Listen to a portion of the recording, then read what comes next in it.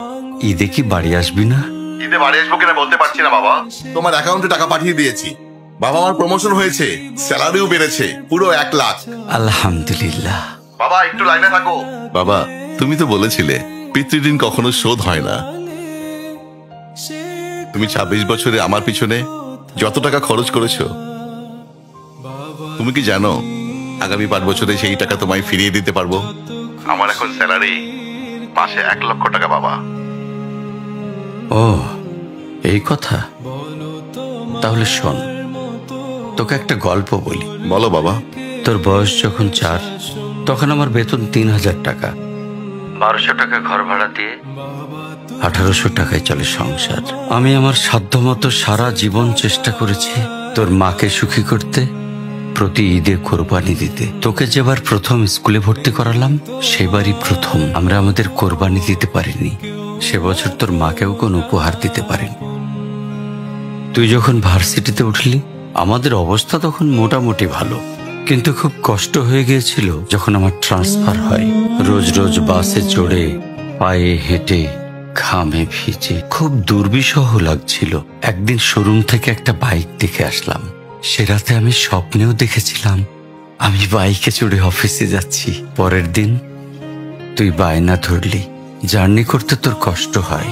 তোর কষ্টে আমারও কষ্ট হয় বাবা।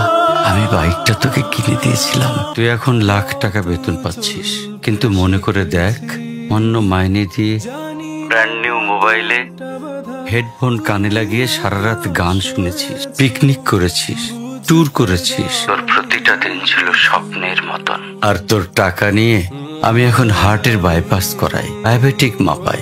জানিস বাবা, তোর মাছ খাওয়া নিষেধ, মাংস খাওয়া নিষেধ। কি করে এত টাকা খরচ করি বল? তোর টাকা নিয়ে তাই আমি কল্পনার হাট বসাই।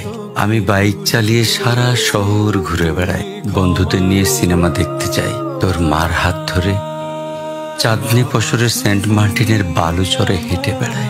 চুপ করো বাবা প্লিজ। আমি তোমার কাছে চলে আসবো। তোমার টাকা না, আমি তোমার ভালোবাসা তোমায় ফিরিয়ে দিব বাবা। বোকা ছেলে, বাবাদের ভালোবাসা কখনো ফিরিয়ে দেয়া যায় না। ছোট্ট শিশুর মলমূত্র মোছা যায়, আর বুড়োদের ঘরেও ঢোকা যায় না। ওকে একটা প্রশ্ন করি বাবা। ধর তুই, আমি আর তোর খোকা 3 জন এক নৌকায় বসে আছি। হঠাৎ নৌকাটা ডুবতে শুরু করলো। যে কোনো একজনকে তুই বাঁচাতে পারবি, কাকে বাঁচাবি? থাক, উত্তর দিতে হবে না। ছেলেরা বাবা হয়, বাবারা কখনো ছেলে হতে পারে না। পৃথিবীতে সবচেয়ে ভারী জিনিস কি জানিস? পিতার কাঁধে পুত্রের লাশ। আমি শুধু জায়নামাজে বসে একটা জিনিস চাই, আমার কবরের ঘরটায় যেন আমি আমার ছেলের কাঁধে চড়ে যাই। তাহলেই তুই একটা ঋণ শোধ করতে পারবি, তোকে কোলে নেয়ার ঋণ। বাবাদের ঋণ কোনোদিন শোধ করা যায় না।